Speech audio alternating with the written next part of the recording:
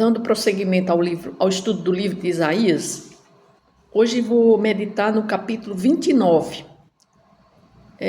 Sempre Isaías está trazendo profecias para várias nações, mas Israel também, ela está sempre sendo lembrada. Isaías sempre está lançando profecias para o povo de Israel, para a invasão que poderia acontecer tanto em Jerusalém, no Israel do Sul, Judá, capital Jerusalém, como também profecia contra Israel do Norte, que nós acabamos de ver no capítulo 28. E no próprio capítulo 28, Isaías ainda continua, a partir do versículo 7 do capítulo 28, ele continua já lançando profecia para o povo de Jerusalém, para o povo de Israel do Sul. E nesse capítulo 29, ele ainda continua com essa profecia para o povo de Israel do Sul, Judá, capital Jerusalém. Mas antes vou fazer uma oração. Senhor Deus Todo-Poderoso, que o Senhor me ajude nesta hora. Te peço, Senhor Jesus, que o Senhor venha iluminar a minha mente, o meu coração, que o Senhor possa colocar palavras na minha boca para que eu possa falar e explicar esse capítulo 29. É o que eu te peço em nome de Jesus. Amém. Então, o capítulo começa assim. Ai da lareira de Deus, cidade ladeira de Deus, cidade lareira de Deus, em que Davi assentou o seu arraial. Aqui o profeta começa com uma lamentação. Ai da lareira de Deus. Porque o profeta Isaías, ele sente as dores, né, do que poderia acontecer com aquele povo de Jerusalém. O profeta Isaías, ele morava em Israel, ele morava em Jerusalém, e ele sabia o que ele estava falando. Era uma profecia para a sua própria cidade, onde ele habitava. Então ele é como se um canto de lamento ele estivesse entoando aqui para o povo de Jerusalém. E ele diz, ai da lareira de Deus. Por que ele fala lareira de Deus? Porque era na cidade de Jerusalém onde aconteciam os sacrifícios oferecidos a Deus, né? Ou seja, os animais eram sacrificados. Acontecia ali uma lareira, né? um local específico dentro do templo, onde os animais eram sacrificados, imolados. E por isso que Isaías refere-se à cidade de Jerusalém, por causa do templo que existia em Jerusalém. O templo era era no templo que aconteciam os rituais religiosos, né? E as pessoas iam até lá para ofertarem sacrifícios a Deus, oferecerem em holocaustos. É por isso que ele fala lareira de Deus. Aí ele diz assim, acrescentai ano a ano, deixai as festas que completem o seu ciclo, então porei a lareira de Deus em aperto, e haverá pranto e lamentação, e ela será para mim verdadeira lareira de Deus. Ou seja, ele está dizendo, vocês não sabem ainda o que acontecerá com vocês, vocês não sabem o que é verdadeiramente uma lareira de Deus. É isso que vocês vão se tornar quando vocês forem invadidos pelos babilônios, né? Porque Nabucodonosor viria contra Jerusalém, iria arrasar, assolar, levar cativos todos os judeus para a Babilônia. E ele viria e iria tomar, inicialmente ele iria cercar as muralhas de Jerusalém, para depois entrar em Jerusalém e arrasar Jerusalém. Aí por isso que ele começa no versículo 3, diz assim, acamparei ao derredor de ti. Ou seja, tudo que ia acontecer a Jerusalém era por permissão de Deus. Então ele está dizendo, acamparei ao derredor de ti, cercar-te-ei com baluartes e levantarei tranqueiras contra ti. Então, lançada por terra, do chão falarás e do pó sairá afogada a tua fala, subirá da terra a tua voz como a de um fantasma, como um cochicho a tua fala desde o pó. Mas a multidão dos teus inimigos será como o pó miúdo e a multidão dos tiranos como a palha que voa. Dar-se-á isto de repente, num instante. Então Deus está falando que num instante, num repente, todos os inimigos que seriam muito, porque ele diz que a multidão dos teus inimigos será como pó miúdo. Ou seja, está dizendo que uma multidão de inimigos viria e cercaria toda a cidade de Jerusalém, e num repente, num instante, eles invadiriam. Aí no versículo 6 diz assim: do Senhor dos exércitos vem o castigo com trovões, com terremotos, grande estrondo, tufão de vento, tempestade, chamas devoradoras. Como sonho e visão noturna será a multidão de todas as nações que hão de pelejar contra a lareira de Deus. Então Deus está dizendo que a multidão de todas as nações que hão de pelejar contra a lareira de Deus, como também todos os que pelejarem contra ela e contra os seus baluartes e a puserem em aperto, será também como um faminto que sonha que está a comer, mas acordando, sente-se vazio, ou como o sequioso que sonha que está a beber, mas acordando, sente-se desfalecido e sedento. Assim será toda a multidão das nações que pelejarem contra o monte Sião. Aqui Deus ainda faz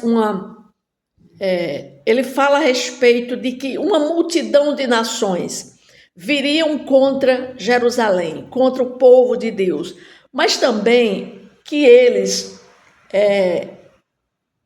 que Deus também viria contra esse mesmo povo que viria invadir, que eles iriam invadir Jerusalém, mas que depois Deus viria contra eles, porque diz assim, será também como um faminto que sonha que está a comer, ou seja, e ele diz, os que pelejarem contra ela e contra os seus baluartes e a puserem em aperto, ou seja, aqueles que colocaram Jerusalém como seu baluarte, como em apertos, aqueles que viriam contra Jerusalém, eles também seriam derrotados, seriam assolados por Deus, porque ele diz assim, eles serão também como um faminto que sonha que está a comer, mas acordando sente-se vazio. Ou seja, eles acham que vindo contra Jerusalém, eles são vitoriosos, eles acham que não ficarão impunes, mas sim, eles acham que eles serão como um faminto que sonha que está a comer, mas quando se acorda, vê que está faminto. Então assim era o povo, os babilônicos que viriam contra Jerusalém, mas eles achavam que ali eles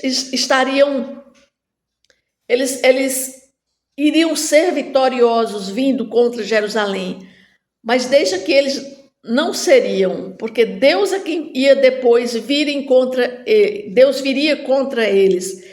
E, na verdade, tudo isso aconteceu porque eles vieram contra Jerusalém, invadiram Jerusalém, arrasaram Jerusalém, levaram cativo todos os povos para a Babilônia. Eles ficaram 70 anos lá presos na Babilônia, cativos na Babilônia, mas depois Deus veio contra a nação da Babilônia e a Pérsia invade a Babilônia.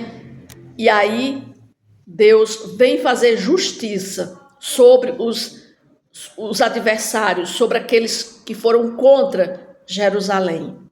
Aí a partir do versículo 9, a profecia começa a falar sobre a cegueira espiritual e a hipocrisia do povo. Por quê? Porque Deus vai explicar aquele povo de Jerusalém que eles iriam ser invadidos pelos babilônicos, eles iriam ser invadidos por causa da hipocrisia, por causa do pecado que que estava reinando em Jerusalém, porque eles voltaram as costas para Deus, eles não queriam saber de Deus, então por isso que eles estavam sendo agora disciplinados por Deus. Então aqui o profeta ele continua a revelar a condição espiritual de Israel, destacando a cegueira espiritual que assolava a nação naquele momento. Aí ele começa dizendo assim: estatelai-vos e ficai estatelados, cegai-vos e permaneceis cegos, bêbados estão, mas não de vinho, andam cambaleando, mas não de bebida forte. Ou seja, o povo de Israel eles estavam cegos, eles estavam bêbados, não pela bebida, mas pela ignorância espiritual. Aí diz assim no versículo 10: porque o Senhor derramou sobre vós um espírito de profundo sono e fechou os vossos olhos, que são os profetas, e vendou a vossa cabeça, que são os videntes. Toda visão já vos tornou como as palavras de um livro selado, que se dá ao que se sabe ler, dizendo: lê isto, peço-te, e ele responde: não posso, porque está selado. E dá-se o livro ao que não sabe ler, dizendo: lê isto, peço-te, e ele responde: não sei ler. Então aqui a profecia começa dizendo, chamando eles de estatelados, de cegos, né? De bêbados, tudo isso por causa da ignorância espiritual. A imagem que Isaías pinta aqui é de um povo que está espiritualmente adormecido, incapaz de discernir a vontade de Deus e compreender os seus caminhos. Isaías aqui, ele fala sobre, ele começa dizendo assim, no versículo 11, né? No versículo 11, diz: toda visão já se vos tornou com as palavras de um livro selado. Aqui é uma metáfora que o profeta fala, é uma metáfora poderosa que descreve a incapacidade do povo de Israel, a incapacidade desse povo de Israel de entender as revelações de Deus. Deus estava usando profetas, usou o profeta Isaías, usou o profeta Jeremias, vários outros profetas que levavam as visões, levavam as profecias para o povo de Israel, para o povo de Jerusalém, dizendo, né, falando, quantas vezes Jeremias falou para aquele povo que eles seriam levados para o cativeiro, que iria acontecer uma destruição em Jerusalém, mas eles não davam ouvidos. É como se Deus estivesse falando com eles por meio de um livro, porque ele diz aqui: toda visão já se vos tornou como as palavras de um livro selado que se dá ao que sabe ler, dizendo: lê isto, peço-te.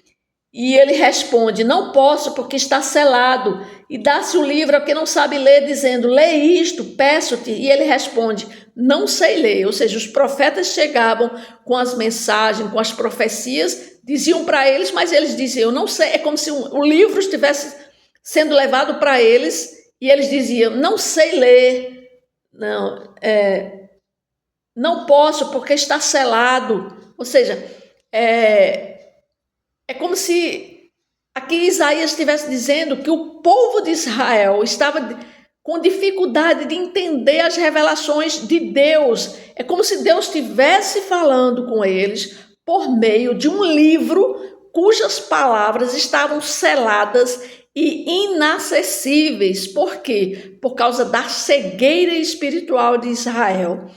A cegueira espiritual de Israel não era resultado do desinteresse de Deus, mas sim da recusa do povo em ouvir e obedecer às suas palavras. Isaías aqui adverte que o povo estava afastado do Senhor, não por causa da revelação divina, porque Deus estava constantemente revelando o que ia acontecer, mas as pessoas não estavam querendo ouvir. Isso Isaías está dizendo que é por causa da própria resistência e por causa da própria obstinação deles em não quererem ouvir a palavra, o que os profetas estavam dizendo. Eles então estavam adormecidos, sem entender a profundidade dos desígnios de Deus. E isso é o que Isaías está dizendo aqui através da profecia. Ele está levando a profecia para o povo, mas o povo não quer ouvir.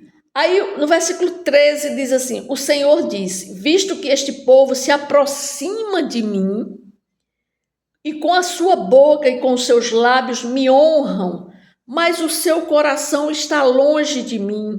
O seu temor para comigo consiste só em mandamentos de homens que maquinalmente aprendeu. Continuarei a fazer obra maravilhosa no meio deste povo, sim, obra maravilhosa em um portento, de maneira que a sabedoria dos seus lábios perecerá e a prudência dos seus prudentes se esconderá. Ou seja, o profeta aqui descreve uma triste situação em que o povo de Israel honra a Deus apenas com os lábios, mas seus corações estavam distantes. Eles oferecem sacrifícios e adoração. Eles ofereciam sacrifícios de uma forma mecânica, sem verdadeira adoração. E isso nós também podemos ver nos dias atuais. Quantas e quantas pessoas vão às igrejas e oferecem culto a Deus, mas uma devoção mecânica, é um resultado de uma religiosidade, é somente para cumprir regras, cumprir doutrinas, é para mostrar às outras pessoas que a pessoa é um religioso, é um cristão, mas é um religioso. Por quê? Porque tudo que ele faz é mecânico. Então o próprio Deus diz assim: esse povo me honra com os seus lábios. Ou seja, muitas pessoas estão cantando louvores apenas da boca para fora, mas o seu coração está distante de Deus, porque muitas vezes está em desobediência a Deus. E Deus, ele quer o coração obediente. A palavra de Deus diz que ele não quer sacrifícios, ele quer obediência. Então, essa hipocrisia espiritual é uma das principais razões para a cegueira espiritual que Isaías aqui, ele estava denunciando. Apesar da cegueira espiritual de Israel, Isaías nos lembra de que Deus é soberano e que sua vontade não pode ser frustrada por muito tempo. Ele anuncia que Deus realizaria um ato maravilhoso, tão surpreendente e inesperado, que chamaria a atenção de todos, que seria o quê? Que seria o envio do seu filho Jesus para redimir aquele povo rebelde, né? Porque mais na frente, a partir do versículo 17, ele vai falar sobre a redenção do povo de Israel. Mas essa promessa aqui de um ato milagroso de Deus sugere mesmo que quando a cegueira espiritual é prevalente, o Senhor tem o poder de abrir os olhos espirituais e revelar sua verdade ao seu povo.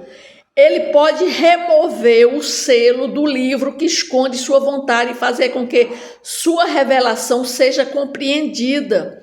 Muitos estão dentro das igrejas, mas é porque eles estão louvando a Deus, adorando a Deus apenas com seus lábios, honrando a Deus apenas com seus lábios, porque muitas vezes ainda não tiveram um novo nascimento. São pessoas que não nasceram de novo. Então, mas essas pessoas precisam nascer de novo. Esse véu que está cobrindo ainda os seus olhos espirituais precisa ser retirado, né? E só isso é Deus que vai fazer a obra, né? Então, no versículo 16, diz assim: que perversidade a vossa, como se o oleiro fosse igual ao barro e a obra dissesse do seu artífice: ele não me fez, e a coisa feita dissesse do seu oleiro: ele nada sabe? Porventura, dentro em pouco, não se converterá o Líbano em pomar, e o pomar não será tido por bosque? Naquele dia, os surdos ouvirão as palavras do livro, e os cegos, livres já da escuridão e das trevas, as verão. Então aqui Isaías começa agora a ver uma visão do futuro, porque Jesus viria para justamente retirar esse selo, essa cegueira espiritual que aquele povo não estava entendendo, né? Não estava compreendendo, né? Então a gente vê aqui que Isaías ele oferece uma visão penetrante da cegueira espiritual. Ele fala sobre essa cegueira espiritual que estava afetando o povo de Israel naquela época.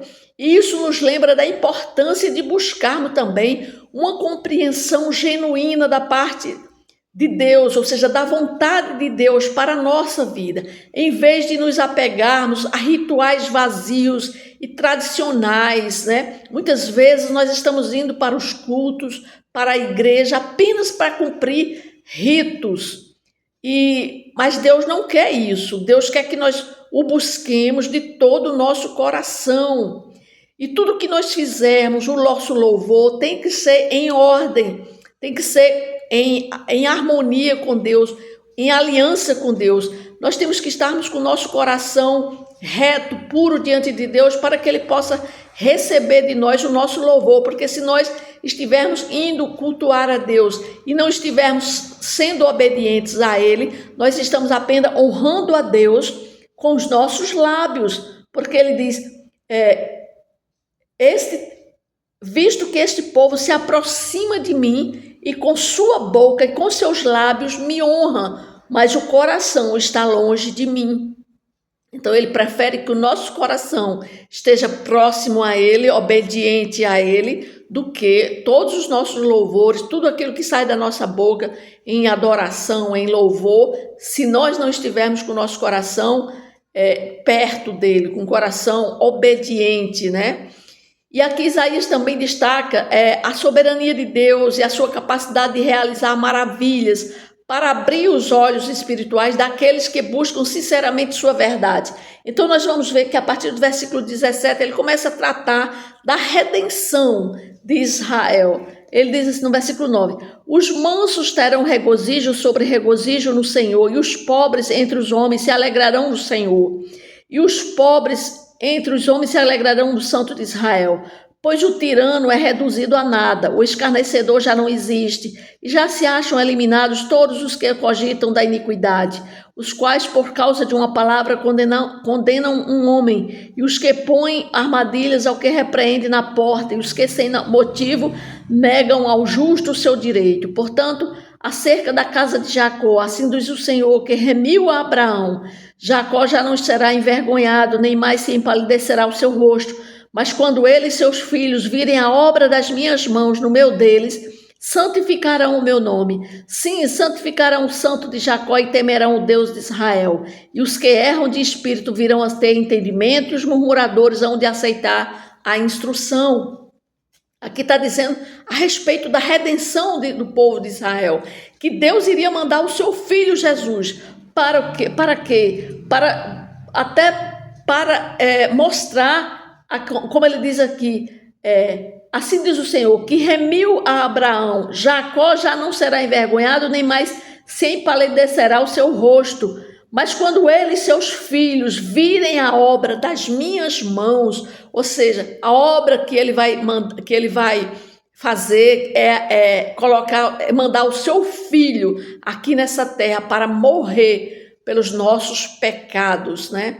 E isso é uma obra maravilhosa, e é através de seu filho que ele iria abrir os olhos espirituais daqueles que buscassem a ele sinceramente na sua verdade. Então, é um apelo à reflexão sobre a nossa própria busca espiritual e a necessidade da gente discernir os caminhos de Deus em meio a uma cegueira espiritual que pode nos cercar. Muitas vezes nós estamos junto a pessoas que estão cegas espirituais. Então nós temos que fazer com que essas pessoas elas possam vir a compreender e a entender a vontade de Deus para elas, né? Mas nós temos que continuar